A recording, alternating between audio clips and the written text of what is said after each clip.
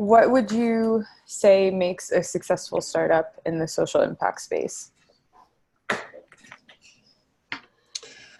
Well, so obviously impact. I think so when I think of social ventures, I think of enterprises that are run for social impact, but also have a sustainable economic model to them. And I think that's what makes them difficult, is that, nonprofit, straight charities, NGOs, are run for the social impact. For-profit companies are run for the financial bottom line. And social entrepreneurs who are trying to run an organization that does both, I think, face a special challenge.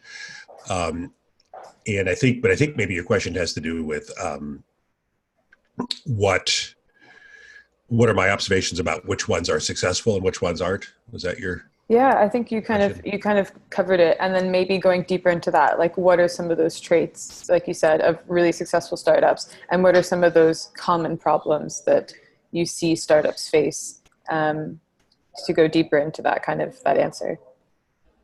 Yeah. So I know it sounds trite, but I think the founder's passion ends up being a really important thing.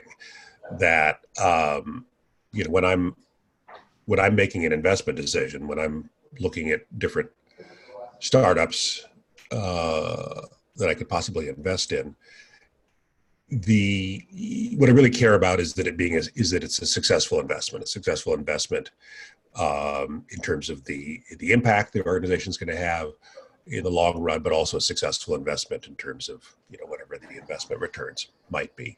And when you look at all the different indicators that might suggest that this startup is going to be a success or a failure, the founder's passion and dedication ends up being sort of the number one thing, because it's hard. Running a startup is hard. And so, the only way you're going to stick with it through the hard times is if you are incredibly passionate about what you're doing. I really love that. It's actually funny because I was looking back to my notes from the class that I attended, and that was like the biggest takeaway that I took from what you were teaching us, was that a lot of investors are really investing in you and not in the startup itself, because as we all know, like, is it 9 out of 10 startups fail? That doesn't mean that they fail. That means that they might, reiterate, but it takes a while to get to that good idea. And it's all about the people and the passion behind those people to make it happen. Right. I think it's super insightful. And what would you say, does anybody have any questions on that before we actually move forward? I want to add just one little story, if I may. So a guy named Jim Breyer was the first VC investor in Facebook, and I asked Jim once. There were a lot of different social media startups at the time. Why did you choose to invest in Facebook? Because at the time there was MySpace and there was Friendster and there were a whole bunch of other startups trying to get into that space. So Jim had lots and lots of investment opportunities, but he chose this 19 or 20-year-old kid who had zero business experience, right? So I said, why did you choose that one? And his answer is that he said, out of everybody I met who was doing a startup in the social media space, Mark understood the user better than anybody else that I met. And I think that's a really interesting answer, right? Because you would think that, like, having business experience would be one of the things that one would look for. But in this case, Jim made that initial $500,000 investment in Facebook, not because Mark had any business experience, but because Mark really understood the user better than anybody else. And I think that's an important lesson for all of us, and especially for those of us in the social venture space, is that that ability to sort of empathize with who you're serving and really understand what they need, what they care about, how we can deliver impact that legitimately creates change. That's what matters. You know, the business stuff you can learn. If you want to know, you know, how to calculate net present value of future cash flows, you can look that up. But the ability to really understand users, understand customers, empathize with what their problems are, how we can deliver solutions that actually meaningfully address those problems. That's the hard part. That's the unique part, that some people have that skill, that ability, and others don't. Yeah, I love the focus on empathy. We have two questions coming in. One is from Edgar. Edgard, sorry if I pronounced that wrong. And the question is how social enterprises incorporated as for-profit businesses can attract investment. It seems like NGOs and CSOs are the preferred entities international funders want to fund. Right. So this is something that has changed pretty dramatically in the last few years, is that it used to be that social ventures were foul, right? They weren't nonprofit enough to be pitching foundations and philanthropic organizations, and they weren't for-profit enough to be pitching venture capitalists, right? And so social ventures were kind of stuck in the middle. They couldn't address traditional charity funding, and they couldn't solicit traditional venture capital. That's changed pretty dramatically in the last 5 years. There are a lot of impact funds now, funds that have been set up specifically to invest in social ventures. So that doesn't mean it's easy, but at least it means that there are organizations that you can pitch that are focused specifically on social ventures. Yeah, I've definitely noticed that trend. My dad works in financial services, and they were having a meeting, and they're like, why should we invest in like SCIS investments or into sustainable investments? And the guy explained it in a very daunting but very realistic way. And he was like, if you're investing in the Netherlands and the Netherlands is underwater in 10 years, there's nothing there to invest in. And, you know, at the same time, I think it's a good time for people to be waking up to these new ways of doing things that give back to everyone. Second question here. And I also noticed that somebody has raised their hand in Zoom. I'm not completely familiar with that. I think it was Vincent. If you would like to ask a question, could you please put it in Q&A, just so we definitely get to it. But the second question here is, are incubator and accelerator programs really effective and useful for social entrepreneurs? Yeah, I think the answer is some of them are and some of them aren't. You know, there's a whole bunch of different accelerator and incubator programs out there today, and even a whole bunch that focus specifically on social ventures. And so I think my short answer is that before you apply to one, do your due diligence on whether this particular one seems to be worth doing, and make sure before you accept if they make you an offer, before you accept it, you know, ask whether you can talk to a couple of graduates and see what the graduates thought. So I've been involved for about 10 years with a social venture accelerator program here in Silicon Valley called Miller Center for Social Entrepreneurship. And I'm biased, obviously, but I think we're one of the better ones. That our graduates have gone on to raise over $1 billion in capital, and I think our track record is pretty good. But be selective, do your due diligence, and also be clear on what you want to get out of it. A lot of people think, you know, I just need to get into an accelerator program, and I say, why? What are you hoping to get out of it? And they're like, I don't know. I just heard that we should do an accelerator program. Yeah. So be clear what you want to get out of it. If what you want to get out of it is a better understanding of fundraising, that's great. What you want to get out of it is a better understanding of operational matters and how to create spreadsheets that represent the economic model for your organization, et cetera, and then just find out about the curriculum for that particular accelerator and whether it's a match for what you actually are hoping to get out of it. I really wish I had that advice, because I actually went into an accelerator I would say actually Thought for Food is one of like the best programs Mm-hmm. I was a part of, and I didn't even go Mm-hmm. through the accelerator, so I was a part of it while it was still just a conference. And even though we didn't win, the value I got out of that, it was amazing. But I went through my first accelerator program without being selected and just being like, oh, I just want to get into one. Yeah, yeah, yeah, And it right, ended up actually using a lot of time and resources, and right, it wasn't the right fit. So I think that advice is really, really, really, really right. important. Be selective. Yeah. We have another question here in the webinar chat, which I'll go to first before going back to the Q&A. And it's from Serge, and his question is to know, how can an entrepreneur make impact in an area or country where getting the network is still a matter and most the end user, of his product are not really connected? What I think, do you understand the question? Or I was going to say, I don't yeah, so I was know. going to say, I think maybe we can elaborate on this question for Serge, in terms of, is it the fact that the market you're operating in is still not mature enough, or you haven't really defined what the problem is? I'm going to put that out there, and then you could type that in the chat, and we'll get back to this one to clearly define it. And then going back to the other one, are there tools or metrics to accurately measure social impact? I think this is a really, really good one.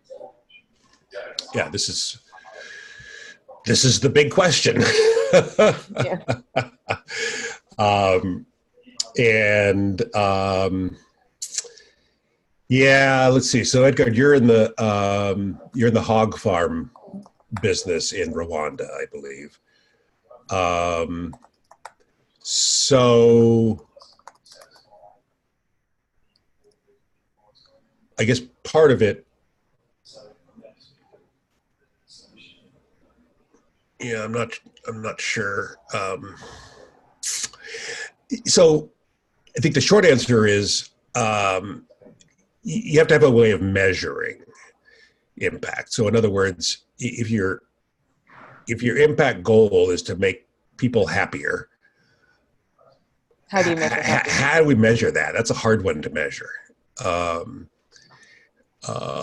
Whereas if our impact goal is to improve elementary school education in a particular area, then there probably are some government statistics that we could look at over the course of a few years to see whether or not we're actually making an impact. There's also the pre and post surveys. In other words, you survey your users, your beneficiaries beforehand, and then 2 years later survey them again and see whether the answers appear to indicate impact. It's slightly hard for me to answer this in the abstract because every enterprise is different and the way in which you're trying to achieve impact is different. But I think my short answer is that this is the hard part. In other words, knowing whether you made any money this quarter is the easy part. That's just simple math, or maths, as those in the UK say it. But the hard part is, did we have social impact? And I think the key thing there is to just simply have metrics that are measurable. Have you come across B Corp, Bret? Of course, yeah. Yeah, I think even if you're not applying to be a B Corp, if you go into their website, it's obviously, as you said, it depends on what you're doing. But their appending B Corp surveys are, I think, really great ways to create frameworks for startups, maybe an area that you don't think of.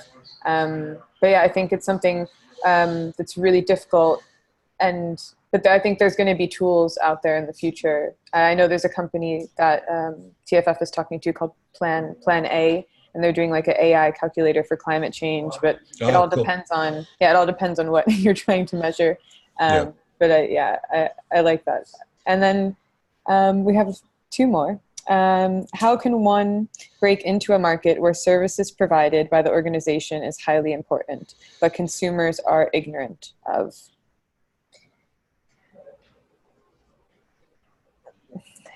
I think this is on the education side. Yeah, so The first thing I'll say is that in reading your sentence, you're suggesting that you think your services are highly important, uh, but your customers are ignorant. And so the first observation I'll make is that can be pretty dangerous to frame it like that, because you're framing it as if you know more than your customers do, and that's dicey. Um, an awful lot of companies have failed because they develop product services that they think are awesome, but no customer wants them. So the first thing I would say would be, are you sure that what you're offering is actually a match for what consumers want? So here's let me frame the answer slightly differently. So Mark Andreessen wrote a seminal blog post where he talked about product market fit. So there's what the market wants, and then there's what your product does, and that the entire goal of a startup is to get alignment between what the market wants and what your product does, right? And that there's this mythology that that Steve Jobs was able to move the market to better align with his product, but most of us are not Steve Jobs, and so most of us have to move our product to better align with what the market wants. And so what you're essentially saying is that right now you don't have product market fit, that what you are offering does not align with what consumers want. And so if you really think that they should want what you're offering, then you need to launch education campaigns and other things to help inform them in order to move the market to better align with your product. So those are the two options. Either you move your product to better align with the market, or you move the market to better align with your product. But either way, you have to get your product market fit. Yeah, it's a different mindset to, like, you need to focus always on the consumer, and this is something I'm always reminding myself too. This is from Chelsea in the other room. Who are some of your favorite social impact entrepreneurs, and what can we learn from them? I miss Chelsea. If you can hear her laughing.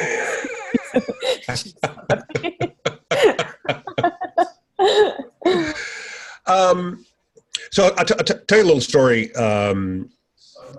that I think is a great learning example of a social entrepreneur that I worked with last year. She's from Pakistan, and she had this idea that she had the idea to create a marketplace that connected poor illiterate people in Pakistan who were unemployed with households that needed domestic workers to be cleaners, house sitters, babysitters, cooks, etc. So basically her observation was that all over the world, the gig economy has really changed things, right? That with Uber and Airbnb and such, the tremendously powerful marketplaces for connecting individuals with people who want to hire their skills. But that all these various applications that drive the gig economy require that you be literate, basically, and that you have to be able to operate the application. You have to be able to read the buttons and push the right buttons. And so these poor illiterate people in Pakistan were sort of being left out of the gig economy. And so her idea was, what if we could create a mobile app that an illiterate person could use, and we'll help connect them with jobs across the country. So great idea, terrific social impact. And many people would immediately assume that the MVP we need to build, the minimum viable product that we need to build, is we need to build an early version of the app and get that app out there to be used. But Sania realized that the thing that needed to be tested wasn't, could an app be built? Because of course an app could be built. The thing that needed to be tested is, would the idea of an on-demand marketplace for domestic helpers was that an idea that would succeed? Would people be willing to, would households be willing to use an on-demand marketplace for domestic workers?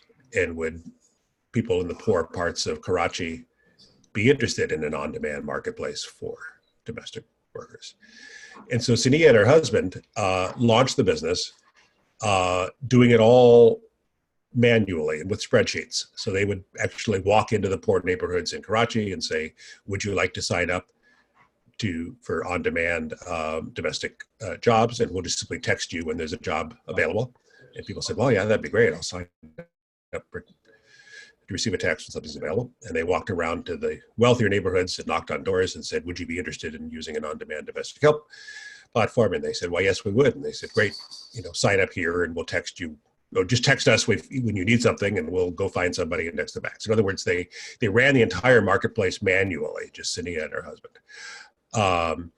And by doing that for 6 months, they learned a lot. One of the things they learned was that transportation was going to be an important component of this, that just simply texting a poor person and saying, hey, there's a job all day today in this neighborhood wasn't good enough, because they had no good way to get to that neighborhood except public transportation, which took forever and they were often late and stuff. So they realized that for this to work, they had to partner with a local motorcycle taxi company to pick the workers up and deliver them to their job site. They learned that their pricing was low, that the households were willing to pay more than they thought the pricing should be. So they changed that. They learned that that soft skills mattered a lot, that delivering a poor illiterate person to a house and that person didn't have good social skills was a problem, because the family would just simply fire them after an hour because of their social skills. They didn't expect that. That was something I hadn't thought of. So then they developed sort of a soft skills training program to help their workers. So the point of the story, which I know I'm making too long, but the point of the story is that I think it's easy to jump to the conclusion, especially those of us who are tech people like I am. It's easy for us to jump to the conclusion that the MVP, the minimum viable product, needs to be, we're going to build the app or we're going to build the website. And that often doesn't test the right things. Just simply building an app, it doesn't prove anything. The average 12-year-old can build an app. And so think about, as you're building an MVP, think about what things you want to learn. I always say that good entrepreneurs build an good entrepreneurs build an MVP to show something. Great entrepreneurs build an MVP to learn something. So think about what do we need to learn? What are the things that we need to really fully understand before we build out the product?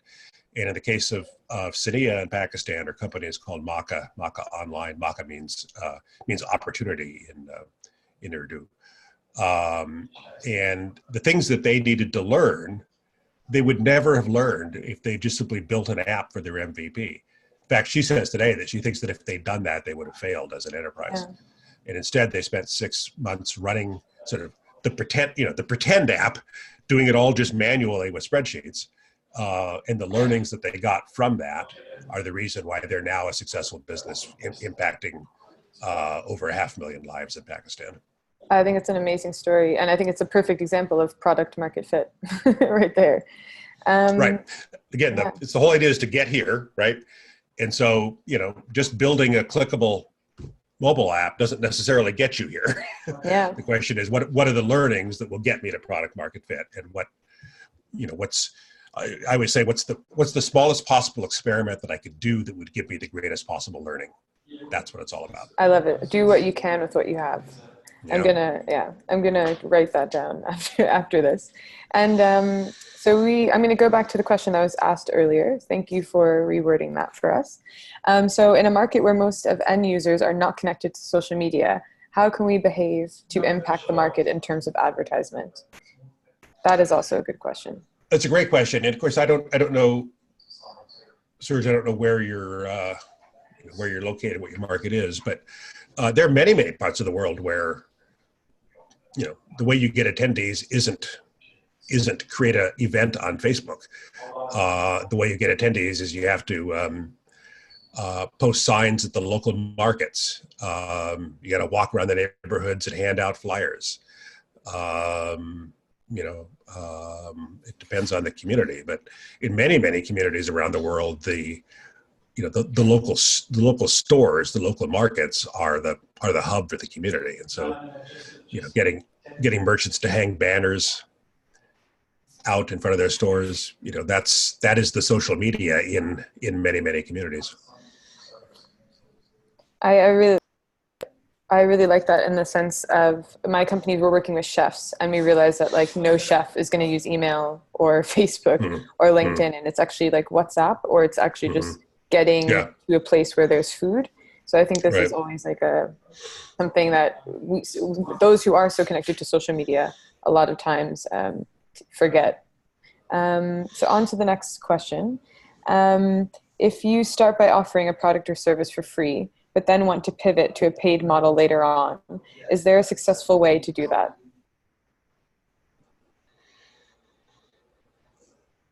Yes, I mean, there's plenty of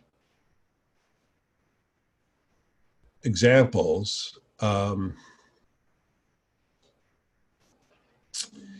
I think my caution would be,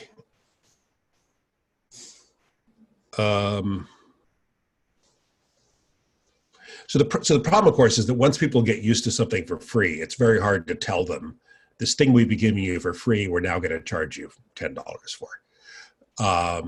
Because as soon as you start giving it to them for free, A, that's their expectation. B, their perceived value of it is pretty low. And so I always hesitate recommending to anybody that they launch something for free. I mean, at least have sort of a paid version, so that you're sort of setting the expectation right up front that this is the free version, and then you can upgrade to the paid version. And you want to start developing some metrics around how many people convert to the paid version. What are the trigger points that seem to make people go from the free version to the paid version? So it's a highly complex science these days, and so you need a whole bunch of data in order to understand how we help drive conversions from the free version to the paid version. So that's my advice in terms of starting out. If you already have something out there that is a free product, then I think your challenge is you have to think of some sort of additional features, additional functionality that you could add onto it that would be paid, so that you can get a certain percentage of your current free users to be willing to whip out their credit cards and upgrade to the paid version. It's a tricky one. What are your thoughts as well on, like, kind of going back to that first question we had about non-for-profits and charities? Yeah. Do you think do you think the future is still creating those nonprofits and charities, or is it more towards social impact businesses that generate revenue? Where do you think that trend is going, just out of curiosity? Well, I think the big trend is certainly toward social enterprises. And for me, the reason is because they have so here's the way in which I think traditional charity is broken, is that traditional charity is focused on treating symptoms, right? If there's a famine in some part of the world, we'll treat that symptom by, shipping in some truckloads of rice. But that doesn't treat the underlying causes, right? And there's no sustainability to that impact. We send in truckloads of rice until the famine's over, and we move on to the next famine area. And 2 years from now, that same first area has another famine, and we truck in more rice. So we haven't treated the underlying causes, and we haven't created sustainability to our impact. And it's partly based on the fact that charities, their whole economic model is they get donations and then they deploy that money somewhere, and then they go get some more donations and deploy that money somewhere. Whereas social enterprises, sort of by definition, have sustainability to them, in the sense that the whole idea is to get to a sustainable economic model. And if you can get to a sustainable economic model, then you can provide sustainability to the impact that you're delivering. And so I think right now the momentum is very much toward them and away from traditional charities. Now, that doesn't mean traditional charities are going to go away by any means. But I don't think traditional charities are a growth market right now, whereas social ventures definitely are a growth market. Yeah, interesting. I feel like, it's like treating these symptoms in this aid dependency model, Yeah, or exactly. sustaining it. Yeah, exactly. So we have 2 more questions. Talking about the impact, it's easier to measure the outcome and impact for a project of NGO because it's based on the indicator, either qualitative or quantitative. But for a startup, can you please share of impact of a startup? So I guess that's kind of maybe touching back on that question we had earlier of measuring impact. Well, so just to use the Pakistan example again, Sania in Pakistan with their organization MACA. So in her case, she's tracking the number of formerly unemployed urban Pakistanis who they've been able to get employment to. She's able to, she knows how much money each one has made in the last 6 months, the last year, and can compare that to what they made in previous years, or can compare that to the national average of income. So even though she's a small little startup, there are a variety of ways in which you can easily measure the impact that she's delivering. So I don't think so. Your question sort of suggests that NGOs can measure impact and startups can't, and I don't necessarily buy that assumption. So next one, when customers and users or beneficiaries are different, examples are government or low-income communities, what is the best way to allocate limited resources? Lobbying the government or ensuring user adoption? That's a really good one. Right. So there are many kinds of businesses where you have two different kinds of customers or two different kinds of beneficiaries. So think about Facebook in that Facebook's an advertising platform. That's what it is, right? And so for the Facebook model to work, they need to both have zillions of users who are on the platform, getting value out of it by sharing pictures of their family and going on political rants. And they also have to have advertisers, thousands, millions of advertisers who are paying money to run ads on Facebook. And the way that Facebook delivers benefits to users is completely different than the way in which Facebook delivers value to advertisers, right? And there's many kinds of businesses like this. I spent most of my career in enterprise software, and in enterprise software, you usually have one pitch that you're giving when you talk to individuals at a company, saying, God, you guys should be using our new enterprise software because it'll make your job so much easier. And then a whole different pitch you're using when you're talking to the senior executives who actually have to sign the contract for the enterprise software. Because for them, you talk about the ROI that you're going to get out of this is huge. You'll be able to reduce your headcount by buying our software and making your organization more efficient. So two very different kinds of pitches, and we need both, right? We need both constituent groups to want to sign up. So in your example,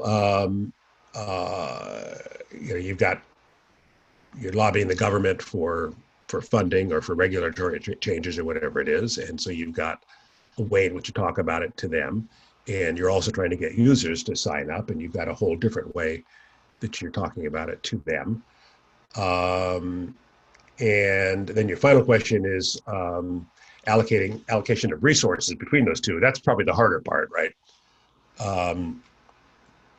So I don't know specifically how to answer that in the abstract, but I'll say this, that in most cases you need both. So in other words, Facebook is useless if it's got users but no advertisers, and it's also useless if it's got advertisers and no users. And so, one of the reasons for Facebook's success is that, as I said before, the initial investor invested because Mark really understood the user. But then they realized that this isn't going to matter unless we also have advertisers. And so they went out and recruited Sheryl Sandberg, who had run the advertising group at Google, to come on as COO of Facebook. And basically for 10 years, Mark is focused on the user side, really understanding what users want and how to drive user adoption at Facebook. And Sheryl is focused on the advertiser side. How do we make sure that advertisers are getting value out of our platform? So that's the way in which they solved it. Is one senior exec focused on users, one senior exec focused on advertisers. And probably as your organization grows, you'll probably want to have that too. Judging from your question, you'll probably want to have one person in charge of the government side and one person in charge of the user side. Now, early on, you probably can't afford to have two different people, but you probably need to get good at pitching government and good at also pitching user adoption. Does this kind of go back to like this whole idea of like finding your strengths and your passions and like effective altruism?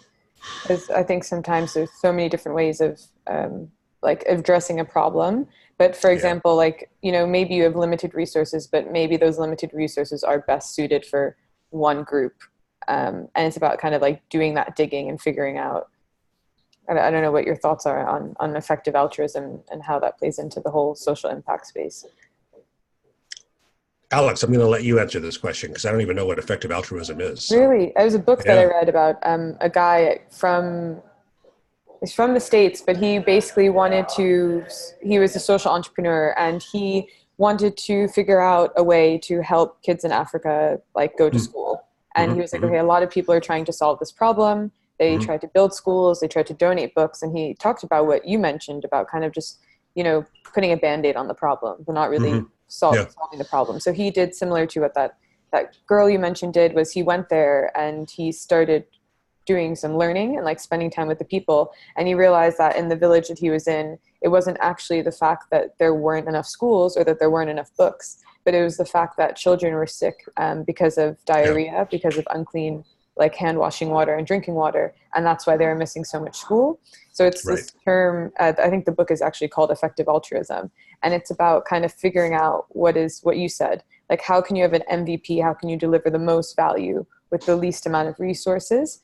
And kind of how we as like entrepreneurs and techies, we try to kind of overcomplicate simple problems because we might be too distanced from the customer. So that's why I thought like it was literally everything you were saying and kind of how, that's great. Yeah, and kind of how that plays into it. I'll have to read the book. It sounds like my kind of thing. Yeah. I'll send the link over. So those of you who know about the design thinking framework, know that the first step in the design thinking framework is empathy. That you can't do anything until you first put yourself in the user's shoes and really understand the user's life. And this is related to what Alex is saying, I think, right, Alex? Sorry. Yeah. Yes. Yes. One of my favorite examples of that is a social entrepreneur, social venture that we worked with a couple of years at Miller Center, and the organization started off focused on how do we improve elementary school education in Central Africa. So that's great. And before they actually started, building out a product or service, they spent a lot of time hanging out in schools in Central Africa, trying to really understand the students, understand the families, et cetera. And what they found was that girls in particular were lagging behind. And as they started digging into that further, they found that what was happening was that when girls had their menstrual cycles, they tended to just stay home and not go to school because they didn't have, the feminine hygiene products, whatever we call them. And so they were basically missing a month of school because of their menstrual cycles. Now that is not what they expected to find when they started looking into elementary school achievement. And so they actually switched the entire organization to focusing just on this issue. How do we provide, feminine products to poor families in Central Africa, with one of the outcomes being better elementary and middle school achievement, because for girls, because they won't be missing a month of school. So I love that example of something that never would have occurred to them if they hadn't spent a whole lot of time immersing themselves with the users, empathizing with what these families go through every day. Yeah, I find it even more of a pressing topic in the sense that now the problems that we are facing are rapidly evolving. So I feel like if you're in this space, you need to be you are going to be pivoting all the time, and you can't really get stuck on one solution or one idea, because I mean, yeah, we're just living in a time of rapid change, whether that's ecologically or socially. Yep. Socially. So it's a really interesting time to be, I think, to be in this space. And going back to funding, we have a question here about funding. What is the best way to get potential funds, and which criterias funders are based on to select entrepreneurs? So I guess kind of going back to like, what do you look for in a startup when it comes to investment? Right. So the first piece of advice I'll give you, Serge, is that all funders are different, and so part of your job is to do your due diligence on various sources of funding. And before you have a meeting with one, or before you send an email to one, make sure you understand, what they focus on and what they care about. And if you happen to get a meeting with a partner, or even just simply have an email exchange with a partner, just ask them. Just say, what are your investment criteria these days? What are you looking for? What are you focused on? So that's the first thing I would say, is that sources of funding are all different, and that understand what they care about. Again, it's back to the empathy thing. Understand what they care about. But having said that, I'll give you some generalized thoughts. So as I said earlier, what really matters is this organization going to be around 2 years from now, 3 years from now, 5 years from now? Because if they're not going to be, then if I'm a for-profit investor, my investment's never coming back. And if I'm an impact investor, I didn't participate in the kind of long-term impact that I was hoping I would. So I think a generalized answer is just simply, we're looking for signs that this is something that's this is an enterprise that's going to be around for the long term. And so partly that means a passionate, dedicated founding team. Partly that means an economic model that makes sense and is sustainable. And partly especially in the impact space, it's about, is their impact model a model that makes sense and is sustainable?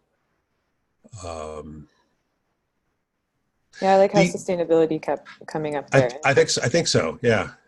And I always, as an investor, I'm always just asking little questions, and in order to try to uncover where the holes are. So if I say, this is really great, Alex. So what do you think the supply chain is going to look like 2 years from now? And if Alex says, oh, I don't know, then that's a red flag for me. Whereas if Alex says, well, that's a great question.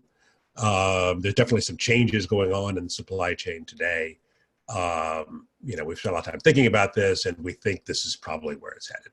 That's all I want to know, is that Alex has done her homework, has thought about the right things, that Alex has identified where the risks are, because the risks are different for different enterprises, right? For some enterprises, the risk is on the market side, meaning would anybody buy this?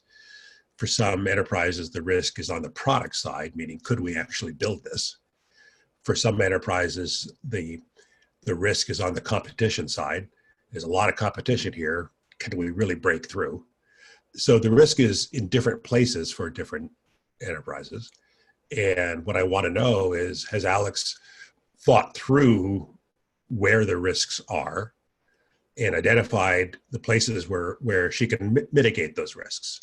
So if the risk is on the market side, as Alex thought about how she could do little market tests that would help her to make sure that she is marching toward product market fit. If the risk is on the product side, has Alex spent some time seeing whether they could actually build a prototype of this thing? Because, creating a nuclear reactor that fits in your pocket, that sounds pretty hard. So, that's my big idea.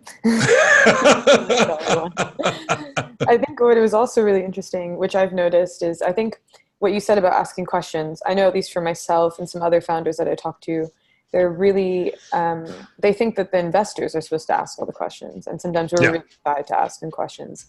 And I think sometimes it's not, it's a very transactional relationship, like you're pitching and you're asking for money. But do you feel, as an investor, do you like to hear how the startup has thought about where you could add value more than just your money? So for example, like, with my, like, I would want to know, like, hey, we're speaking to you because we also want your expertise in X, Y, and Z. Like, is that something you see that's missing? That kind of back and forth? Yeah, sure. Yeah, sure. It reminds me, actually, when I was running companies, one of my favorite interview techniques, when I interviewed somebody who'd applied for a job, they'd come in and they'd sit down, and the very first thing I would say to them was, thanks so much for coming. Do you have any questions for me? And it throws them off. They throws them off because they came into the interview thinking that I was going to be asking them questions, right? And when right off the bat I'm saying, do you have any questions for me? I'm doing two things. One is I'm seeing, how agile they are on their feet, and they quickly switch to asking questions mode when they thought they were going to be in answering questions mode. and then also, have they done their due diligence on me and the company? Did they come into the interview having spent some time on our website, reading about us, understanding the organization? And if they've done that, they'll have some questions. They'll say, I noticed on your website, you say that you're increasingly focused on enterprise sales. I was wondering how you came to that decision. And if they don't have any questions for me, then that probably means that they've spent absolutely no time researching our company before they came in for the interview. Yeah, it's true. It's really good to do your homework. And I wanted to ask on that funding route. Obviously, you do a lot of angel investments. You have a lot of expertise on VC. What would you advise people when it comes to crowdfunding, to government funding, to grants? What are your kind of thoughts on those alternative funding routes? Well, so first of all, I love crowdfunding for certain kinds of products. In particular, I think crowdfunding is terrific for pre-sales. So there's lots of examples on Kickstarter of somebody comes up with the design, a design for an awesome new coffee mug, and they make a prototype of it, and they put a picture of it up on Kickstarter and maybe a video of how amazing our coffee mug is. And they say, we'll be going into production next year on this amazing new coffee mug. It's going to be $10 when it hits the market, but you could pre-purchase one now for $5. And if you get 10,000 people to pre-purchase one for $5, you've now done two things. You've both raised $50,000 for the first production run. You've also proven market demand. That's huge, right? Because there's always been this chicken and egg problem that you go to an investor and an investor says, well, I'd be interested to invest if you can prove to me that there's market demand for this. And you say, well, how can I prove market demand until I have some money? And so pre-sales via crowdfunding are a great way to solve both those problems at once. That if you get 10,000 people to pledge $5 to purchase this coffee mug, you've both raised $50,000 and you've proven market demand. Boom. So I love crowdfunding for those kinds of products. Not everything lends itself well to that, obviously, but so that's one thing. There's also so there's a site called Next Seed. Here, I'll type this in. And it is for, it's kind of bringing the crowdfunding model to startups. So, a Kickstarter, you can't sell shares of stock. You can't, you can't do debt financing on Kickstarter or anything like that. Whereas Next Seed, you can. And so you post on Nextseed, building this new startup and trying to raise X amount of money. And here's the way in which I'd like to structure the financing. And then people can sign up saying, yeah, I'm in for $5,000 of that, or I'm in for $10,000 of that, or whatever. And you see some interesting sort of creative structures. So I saw one the other day that my wife and I considered investing in. We ended up not, but I thought it was a good, nice way to structure it is that it was structured as debt, so as notes, that would be paid back by 2% of revenue of the company until the note was paid back plus 50%.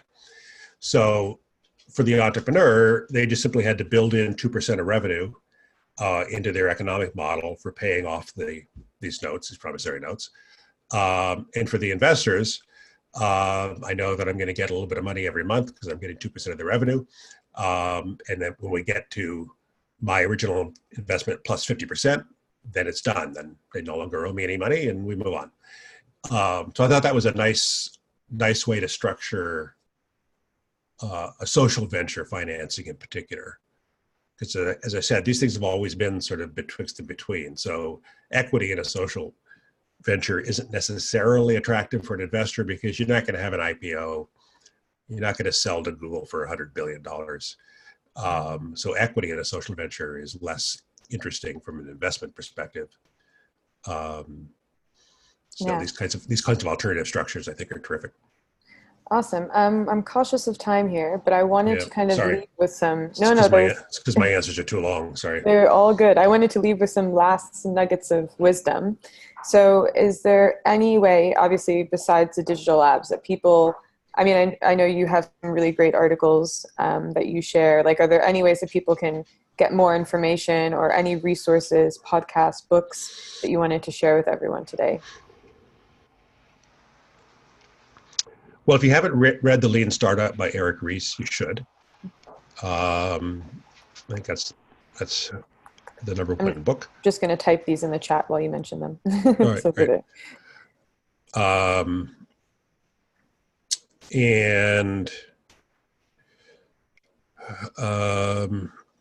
I'll look at my bookshelf. Think about what else I would recommend. Oh, this is.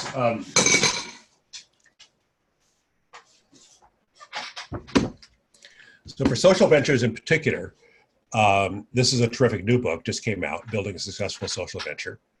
And it's written by two colleagues of mine from Miller Center for Social Entrepreneurship. So this is specific to social ventures. Recommend that.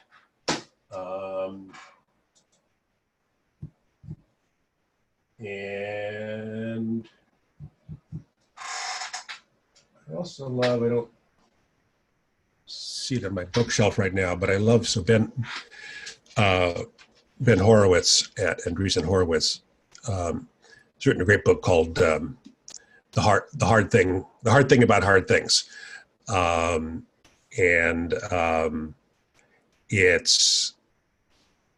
It's basically about the fact that running a company is hard, running a startup is hard, and that the thing that really separates the successful startup CEOs and the unsuccessful ones is how to figure out solving the hard things. Because he says in the intro something about the hard thing about hard things is there is no formula that gives you the answer. So it's the soft skills up here that are going to lead you to the answer, not looking up some formula. So it's a terrific, I really enjoyed it. And then of course these days, there's so much content available online. And all of us struggle just to keep up, keep up with it. But I think LinkedIn has really become a pretty terrific sort of source of content to follow if you're an entrepreneur or a business person. And there's all kinds of LinkedIn groups that are specifically dedicated to social ventures and to impact ventures and impact investing. Yeah, I love LinkedIn. I think it's my favorite social media channel. Yeah, I think they've done a good job with it because a few years ago it was just basically a it's an online Yeah. CV repository, right? But they've turned it into now to a pretty legitimate social network for business and entrepreneurship. I think it's Yeah, good. they even have courses now. I haven't checked them Yeah, out, but that is yeah, really cool. Thank yeah, you, Brett. yeah. I just want to say thank you to everyone who's joined today. Chelsea's coming back. And if you guys have any comments about how you like today's session or additional questions, I don't know if we can share like our own personal emails with everyone, but you can connect with us on LinkedIn. And yeah, I'm just really some good knowledge and information. And thank you, Brett, for waking up so early. But for California sunshine through you, honestly. So thanks to everyone, and especially to you, Brett, for sharing your knowledge Well, with us. I'm excited to dive into your course on the digital labs because I haven't started yeah, it yet. So that'll be next yeah. on my This to this do. has been fun, and Alex, thanks for all the great questions.